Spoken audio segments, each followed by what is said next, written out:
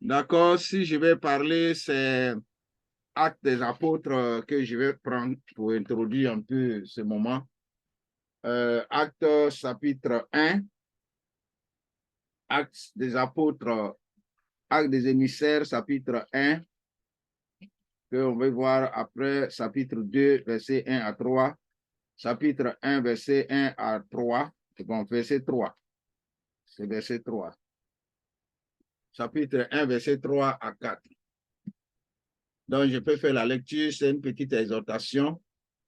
Après sa mort, c'est-à-dire qu'après la mort de Yeshua, après sa résurrection, il se présenta à eux lui-même et leur donnant de nombreuses preuves convaincantes qu'il était vivant. Pendant 40 jours, il les vit et il leur parla du royaume de Dieu. Au cours de l'une de leurs rencontres, il leur recommanda de ne pas partir de Jérusalem, mais d'y entendre ce que le Père avait promis, ce que je vous ai annoncé de ma bouche. Verset 5, enfin, car Johanna immergeait les gens dans l'eau, mais dans peu de jours, vous serez immergés dans le roi Kodesh. Donc, Yeshua donnait je peux dire ses recommandations à ses Talmidim en leur disant, d'abord, après la mort de Yeshua qui a été passé à Pessa, et il y a eu des comptages qui a été fait pendant qu'il vivait, pendant 40 jours. Et après le 40e jour, il s'est levé, il est parti au ciel. Avant de partir, il a dit à ses Talmidim de ne pas s'éloigner de Yerushalayim. Comme au temps de Moshe, sur le mont Sinaï, Moshe a reçu la Torah. Et ce qui fait savoir la semaine, la fête de la semaine, Moshe a reçu la Torah et les Talmidim dans les jours de Shavuot et aussi ils ont reçu le roi Kodesh. Alors, la mission de roi Kodesh, c'était pourquoi? La mission, je peux dire que le roi Kodesh est venu pour donner l'explication ou l'interprétation de la Torah dans sa vraie version. Parce que la Bible dit que, la parole nous dit que les disciples parlaient en d'autres langues. Et tous ceux qui étaient là entendaient dans leur langue maternelle, comme si les disciples parlaient leur langue maternelle. Donc, je vais dire que ces jours-là, les Talmidim, par roi Kodesh, ont interprété la Torah. Et voilà pourquoi aujourd'hui la Torah est parlée dans toutes les langues. On peut lire la Torah dans toutes les langues, même que ça ne soit pas à l'original, mais seulement on entend parler de la Torah en français, en grec, en irlandais, dans toutes les langues qu'on parle, même nous ici en Côte d'Ivoire. Il y a au moins 61 langues. Dans les 61 langues, il y a toujours toutes ces langues. Il y a la Bible est écrite du premier de Bereshit jusqu'à Apocalypse. C'était l'œuvre du Saint-Esprit. C'était l'œuvre du roi Kodesh. Parce que si ce n'est pas le roi Kodesh, personne ne peut traduire la Torah ou la parole de Dieu. Donc, au chapitre 2, versets 1 à 3, quand la fête de Shavuot arriva, les croyants se rassemblèrent tous dans un même lieu. Soudain, un son vint du ciel, comme un rugissement d'un vent violent. Et il remplit toute la maison où ils étaient assis. Le verset 3, puis ils virent ce qui leur semblait être des langues de feu. Elles s'est séparées et vinrent se poser sur chacun d'eux. Ils furent tous remplis du roi Kodesh et commencèrent à parler en différentes langues, selon ce que l'Esprit leur permettait d'exprimer. Ce n'était pas une affaire d'être en tranche. Ce n'était pas pour dire « Ri baba, ri maman, ri gigi, si, ça, non. » c'était la langue distincte. C'est-à-dire qu'il parle, apôtre Pierre qui parlait hébreu, parlait la langue grecque comme si il comprend grec. Il parlait, je peux dire, comme pour grammatiser un peu, apôtre Paul pouvait parler français, comment on appelle, apôtre Pierre peut parler français, les autres peuvent parler d'autres langues, anglais, d'autres parlent d'autres langues. En tout cas, toutes les langues qui sont réunies à Jérusalem ce jour de Shavuot, chacun entendait parler de sa propre langue maternelle. Donc, c'était l'œuvre du Saint-Esprit.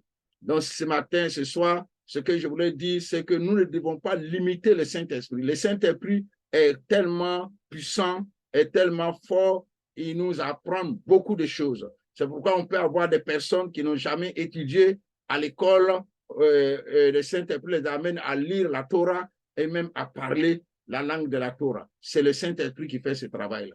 Donc, nous sommes dans la période de Roi HaKodesh, pardon, dans la période de, je peux dire, l'anniversaire de la Torah et de Roi Kodesh. Donc, pour rendre hommage au Saint-Esprit, à Roi Kodesh, pour le travail qu'il a bâti dans notre vie, à partir des apôtres jusqu'à nous aujourd'hui. Que Hachem vous bénisse, du courage, aimons la présence du Saint-Esprit dans notre vie. Sans le Saint-Esprit, la lettre tue. La lettre tue et l'esprit vivifie. Comme dit l'apôtre Paul, la lettre tue, l'esprit vivifie. Si la parole n'a pas été incarnée, comme notre Roël a l'habitude de dire, la parole n'a pas été incarnée par Roi Kodesh, cette parole est morte.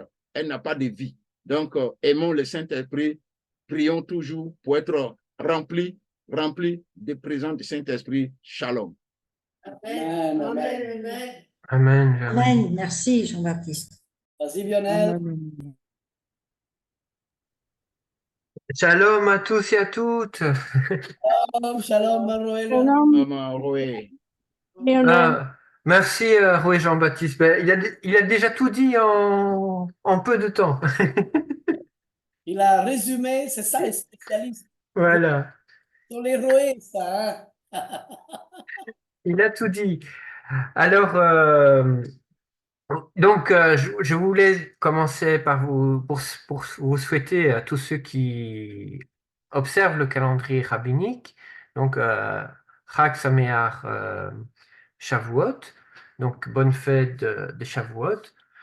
Alors, Hachem, vous savez qu'Hachem nous commande, hein, il nous avait commandé de compter les Omer, on a compté donc les 7 semaines de 7 jours pour arriver au 49e jour, et puis le lendemain, qui est donc le 50e jour.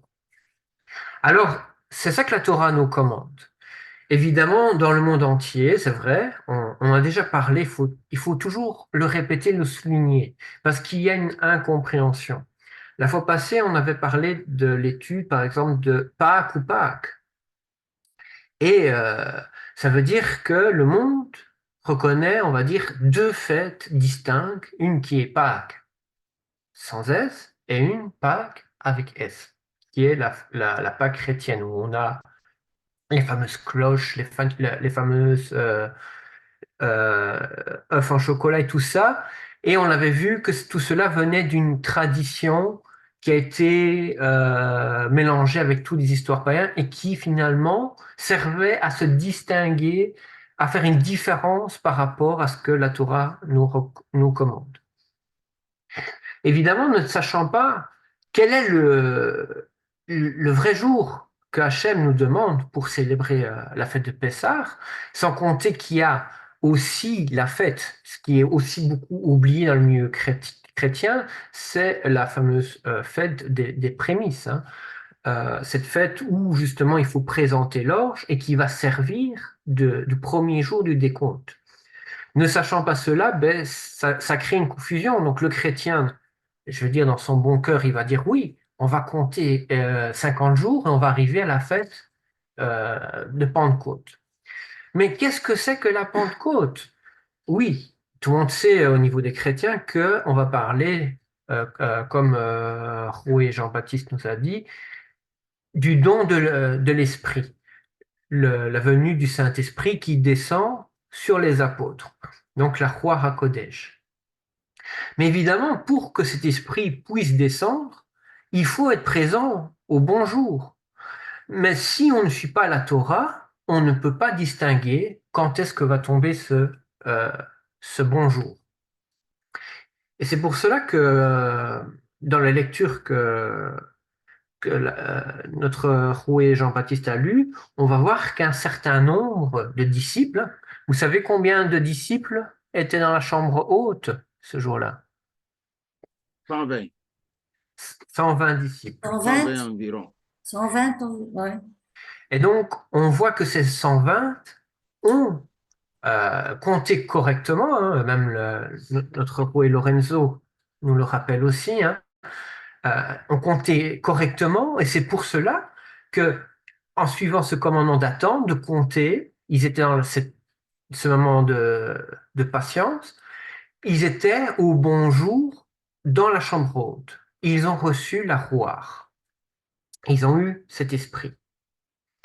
Évidemment, on parle dans le verset, hein, le pasteur le roi Jean-Baptiste nous le dit, hein, il y a eu du bruit, il y a eu du feu, tout ça.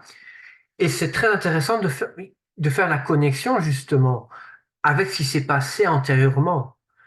Parce que le chrétien dit, il y a juste eu à cette fête-là le don de l'esprit. Oui, c'est vrai, mais il n'y a pas eu que ça. Il y a eu le don de la Torah. La Torah a été donnée aux enfants d'Israël. Il a été donné lors de cette fête-là. Et c'est pour cela que dans le livre de Shemot, Exode, on le voit aussi, que ce jour-là, ce mois-là, au moment où les enfants d'Israël étaient devant le mont Sinaï, eh ben, il y a eu donc aussi du tonnerre, des éclairs, une épaisse nuée, et on a eu ce son du chauffard qui a retenti, et tout le peuple avait tremblé. Donc on voit que Hachem ne change pas dans son agenda et respecte les mêmes agendas. Donc c'est pour cela qu'on doit discerner le bon agenda, le bon moment, la bonne saison pour fêter la fête à son temps. C'est vrai que on l'avait dit, le décompte des pharisiens et des Karaïtes varie un petit peu de quelques jours. Et ça peut expliquer pourquoi justement tout Yerushalayim n'était pas, on va dire, à côté de la chambre haute. Certains étaient dans la chambre haute, ont entendu, d'autres, parce que c'est justement cette petite différence qu'il y avait. Mais on va voir quand même que tous les enfants d'Israël commémorent cette réception de cette Torah. Ils vont célébrer cette fête de l'Alliance. On voit que l'homme va quand même faire pour essayer d'arriver. Mais évidemment, pour pouvoir y arriver, il y a un certain travail qu'Hachem doit faire. Hachem demande que l'homme puisse avoir le cœur circoncis. On doit abandonner ce cœur de pierre. Mais le problème, c'est que l'homme n'y arrive pas. Il est dans cette incapacité. Et c'est pour cela qu'il faut l'intervention de Hachem pour que l'homme puisse être transformé. Et c'est pour cela que la mission de Yeshua prend aussi tout son sens. Il est venu et c'est lui qui fait cette circoncision du cœur. C'est lui qui va donner ce don de l'esprit pour faire aussi cette mission. Donc on voit à Shavuot, il va donner cette mission. Quelle va être la mission? Et c'est vrai, euh, les émissaires, les apôtres ont parlé toutes les langues. Parce que le but aussi, c'est d'aller faire des disciples dans toutes les nations. Pour qu'Éphraïm puisse aussi revenir sur sa terre. Parce que souvenez-vous, Yeshua avait dit, je suis venu pour les brebis égarées de la maison d'Israël. Et vous savez que la maison d'Israël, c'est Éphraïm et tous les Juifs qui ont perdu cette alliance avec Hachem. Et donc il fallait que les disciples aillent dans le monde entier pour annoncer cette bonne nouvelle, que maintenant le temps de grâce est arrivé et que Éphraïm pouvait revenir réintégrer l'alliance. Évidemment, c'est un travail qui s'est fait sur des centaines et même des milliers d'années. Pour qu'on voit aujourd'hui que les prophéties s'accélère. On voit que Israël est revenu sur sa terre. On voit que la maison de Juda a entamé le pas, est revenue sur sa terre. Maintenant, Éphraïm a un réveil qui s'intensifie parce qu'on voit à l'heure actuelle justement que la Kéla messianique se lève et a cette mission aussi d'annoncer à Éphraïm donc ce plan du salut que Yeshua nous a demandé d'aller annoncer dans le monde entier. Et grâce à cela, Éphraïm va pouvoir se reconnecter à la racine, ainsi que tous les enfants adoptés, donc tous ceux des nations qui disent je veux servir Hachem, je veux suivre les enfants d'Israël, eh ben ils sont adoptés et ils sont greffés au même olivier. Et donc, c'est pour cela qu'il est important de discerner quel temps, quelle saison, quelle période sont-nous. Et il est important de comprendre aussi les prophéties. C'est vrai qu'on a déjà dit la fois passée, par exemple, que les chrétiens croient qu'à la fin des temps, il va avoir cet enlèvement, hein, où Hachem va enlever le peuple sur les nuées. Et en lisant tout à l'heure pour cette fête de Shavuot, il nous est dit dans le livre de Shemot, chapitre 19, il nous dit, je vais essayer de le reprendre, hein.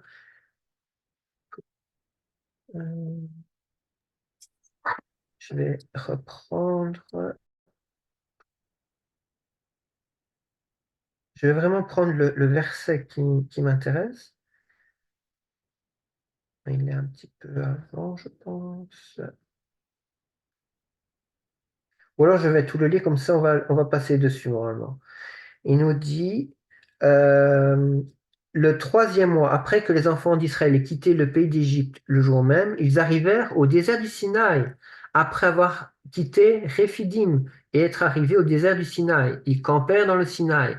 Et là, Israël établit son commandement devant la montagne. Moshe monta vers Dieu et Adonai l'appela de la montagne. Voici ce que tu diras à la maison de Yaakov, ce que tu diras au peuple d'Israël. Vous avez vu ce que j'ai fait aux Égyptiens, comment je vous ai porté sur des ailes d'aigle et vous ai attiré à moi. Donc, il nous dit, il nous a apporté sur des ailes d'aigle. Et c'est ça, en fait, qui va arriver à la fin des temps. Quand Hachem nous dit, je vais vous porter sur les nuées, il va nous porter sur ces ailes d'aigle. Pour nous amener où?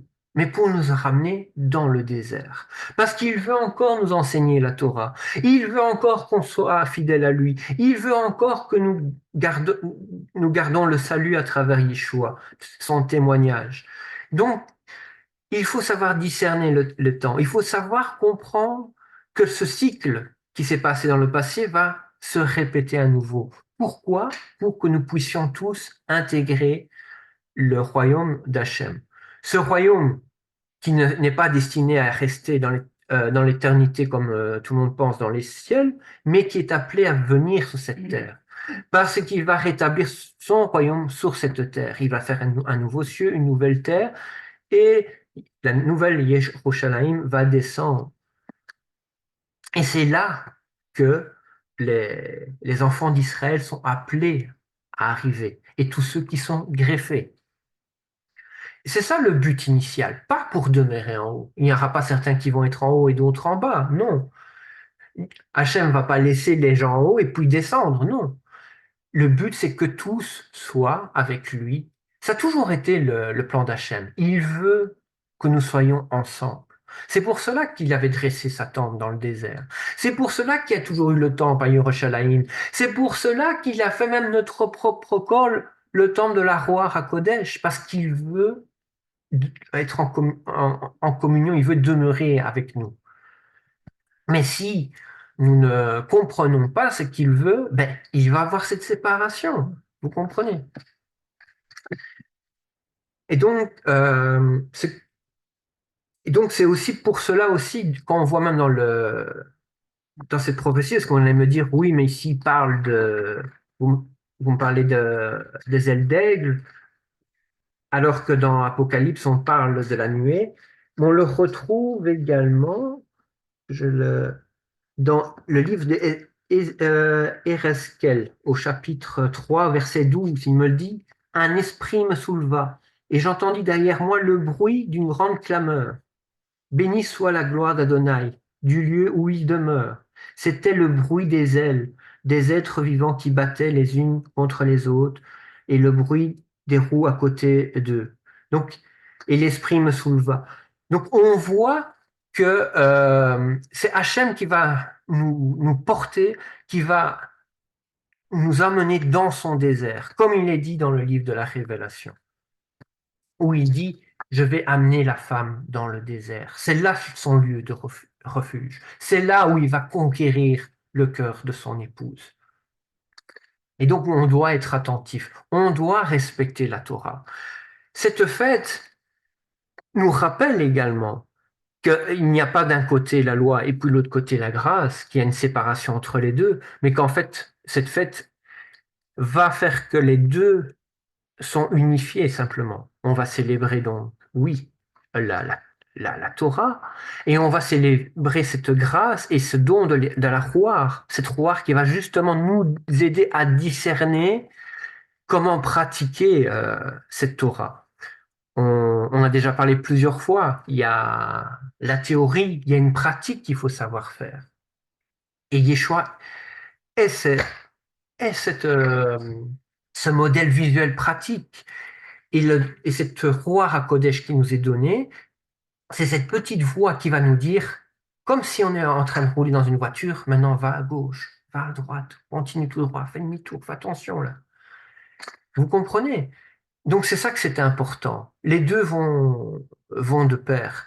Parce que tous ceux qui vont dire j'ai l'esprit, mais qui n'a pas la Torah, il y a un gros problème. D'ailleurs, même la parole nous dit, il faut savoir discerner quel esprit que nous avons. Parce qu'il peut y avoir un mauvais esprit, comme il y a le bon esprit. Mais si on accepte tous les esprits, eh ben, finalement, on risque de finir comme en voiture, hein, qu'on écoute les bruits qui sont à côté, ben, au lieu de suivre les bonnes instructions, on va finir droit dans le mur. Donc, il faut éviter d'aller droit dans le mur. Il faut vraiment suivre cette Torah qui est pas juste un livre de commandements, mais un livre d'instruction, un livre d'enseignement qui nous permet d'être guidés. Et Yeshua est le chemin parfait qui va nous permettre d'arriver au bout de la route. Cette route, comme je l'ai dit tout à l'heure, c'est pouvoir demeurer saint, pouvoir demeurer avec Hachem. Pour aller sur ce chemin de la perfection, nous devons devenir parfaits. Nous devons devenir des êtres saints. Évidemment, à l'heure actuelle, nous ne sommes pas encore tous parfaits. Mais c'est pour cela que nous sommes des disciples qui devons accepter son enseignement. On doit savoir se remettre en question par rapport aux choses du passé qui étaient faux, mais revenir sur une bonne base authentique basée sur la Torah et sur la Ruach HaKodesh. Et le roué Jean-Baptiste a dit aussi quelque chose de très important. Il est vrai qu'il faut étudier les Écritures, mais sans la révélation de la Ruach HaKodesh, on peut passer à côté de l'essentiel. C'est pour cela que beaucoup sont passés à côté du salut parce qu'ils n'ont pas eu les écailles qui sont tombées dans les yeux. Mais grâce à cette grâce d'avoir reçu cet esprit, on a pu discerner aussi les Écritures. On a pu comprendre pourquoi Yeshua est arrivé, pourquoi il a fait telle action, pourquoi il a donné sa vie pour nous. Et ça, c'est une grâce qu'Hachem nous fait. Une grâce qu'il faut savoir, c'est vrai, qu'on compare quand un roi veut gracier une personne, il va sortir les livres, il va sortir les dossiers, il va étudier le dossier et il va dire, ah, la personne là, je vais le gracier. Celle-ci, je vais le ramener. Évidemment, tous ne vont pas être graciés au même moment. Tous vont être graciés à leur temps. certains peut-être ne seront pas graciés parce que c'est la décision du roi. Quand nous acceptons Yeshua, c'est parce qu'on a eu cette grâce. Et c'est pour cela même, du fait qu'on a eu cette révélation, il faut savoir qu'il faut qu'on garde cette révélation. Il faut le maintenir dans notre cœur. Il faut se battre pour ce qu'on a reçu. Il faut tenir jusqu'au bout.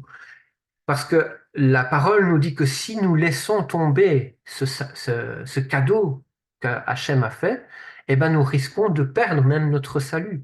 Et nous ne devons pas perdre notre salut. Il est vrai que si Hachem donne le salut, ce que Hachem met dans sa main, personne ne peut l'enlever. Si nous sommes dans sa main, personne ne peut nous enlever de sa main, sauf nous-mêmes.